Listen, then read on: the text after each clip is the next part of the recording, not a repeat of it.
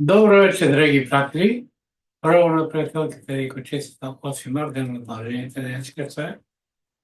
Вечерва има интересна анализа од глобалната политичка сцена. Путин тргна во офанзива кој што ја најавил, како ќе се случи од март, но со ами на Трамп.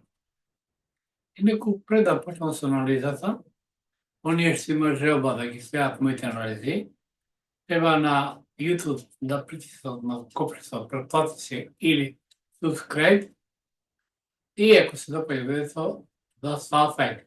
Исто така може да ме следат и на Instagram како и на TikTok. Значи интересна е неделава, поточно март почна интересно. Прво почна со разговорот на Путин и Трамп што го има час и половина.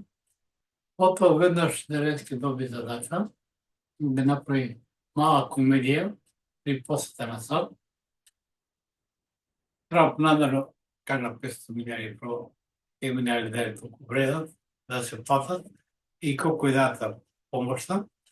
Но Зеленски имаше една задача да направи комедијата, да не подпише ништо, а вториот дел на задачата му беше да ја крене Европа поточно да ги насаде и Велика Британија, кои се одбрат или Британија или Франција, да мислам Макрон го викна со станокот, за да се продолжи војната, поточно Америка или САД не сека да биде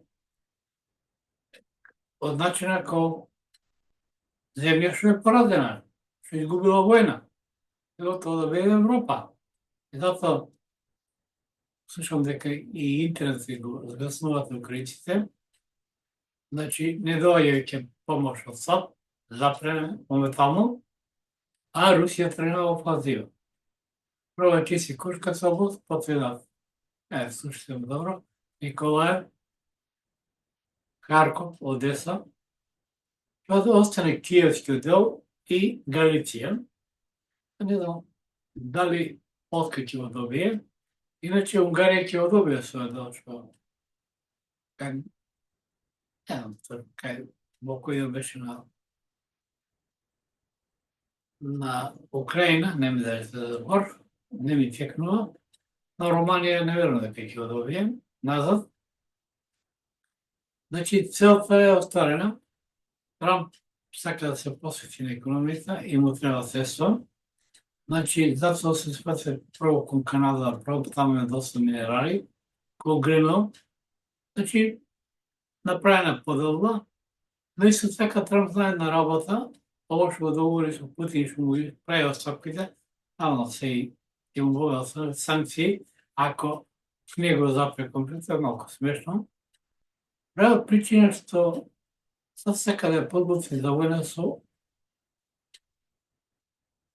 Кина, тој тоа зборува веќе неколку години и во неговот минат мандат кажа дека трговската војна со Кина може да помине во воен конфликт нуклеарен, но не верувам, мислам дека тука главната улога и тоа што зборува, главниот џокер и на Си Џинпинг и на Путин е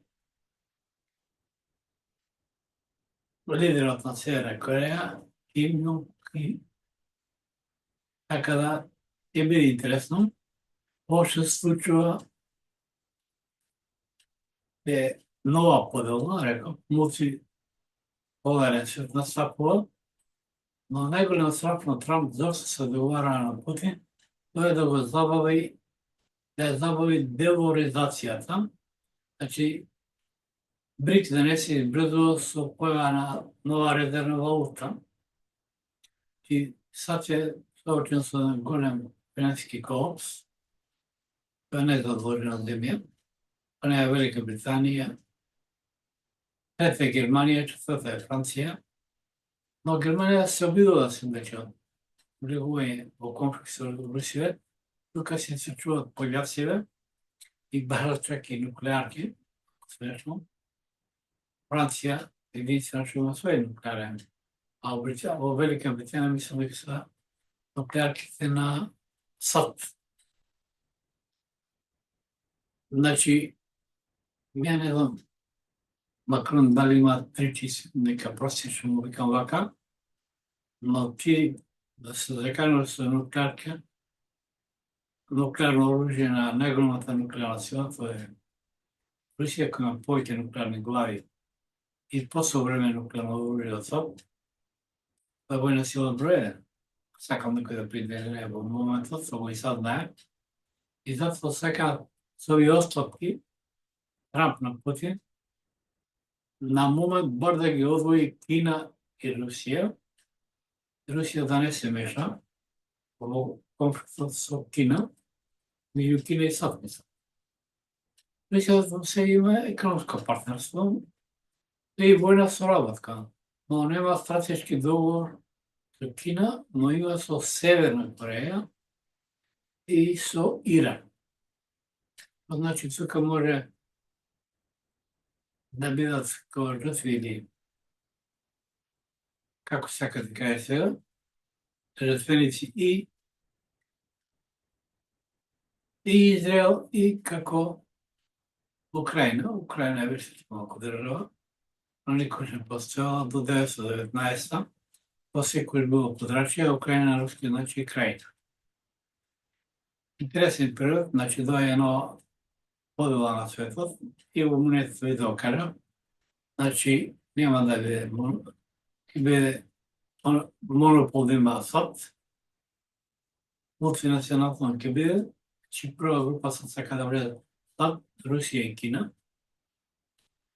а зависи од војната, но ќе се гледа, бидејќи БРИКС стана многу силен, а он представува 55% од населението и од економијата светска, додека англосаксонскиот свет или Европа, што е на западниот свет, е 15%. А тоа значи крај на Америка, ако може да е голем економски колапс, но и доволно да може граѓанска војна. Значи, ovo кажа, значи, кај Путин во момент, например, Марс е директно второ поле, значи, он економски ќе сруши Западот, а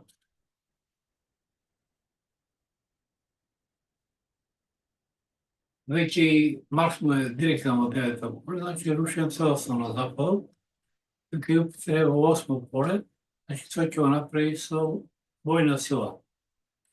Порно ќе има и жртви. Еве, например, Медведев, оно што мисли Путин Медведев го кажува, вика за Велика Британија ќе ни треба еден сармат, кој носи од 10 до 15 глави нуклеарни, а Франција е должна уште од Наполеон, кога се пали Москва, они влегува во Париз, ама Русија не го да пали. Така да Макрон налудничево ми делува што се заканува на Русија со нуклеарно оружје. Драги Петре, ово беше се за видеоанализа, ќе видам како ќе течат на станите, но факт е дека САД гледа Трамп да си влече Москва за неговиот мандат, првиот мандат, не започна ни една војна, успеа економски донекаде да стабилизира Америка или САД, но стојањето на демократите почна голем економски колапс во САД. Се сега тоа сака право запред. Значи, уште еднаш, драги пријатели, посекувам добра ноќ. Уште нема 12, значи на пријателките и посекувам овој празник да си поменат вечерно и денес. Се намува дека си поменале. А ќе повторам они што сака да ги следат моите наредби, треба да присутат на копица subscribe или претплати и ако се допаѓа анализата, да стават лайк. Ако се допаѓа и може да ме следат на Instagram и TikTok. Добар сон, со затвор напред. Македонија пред се.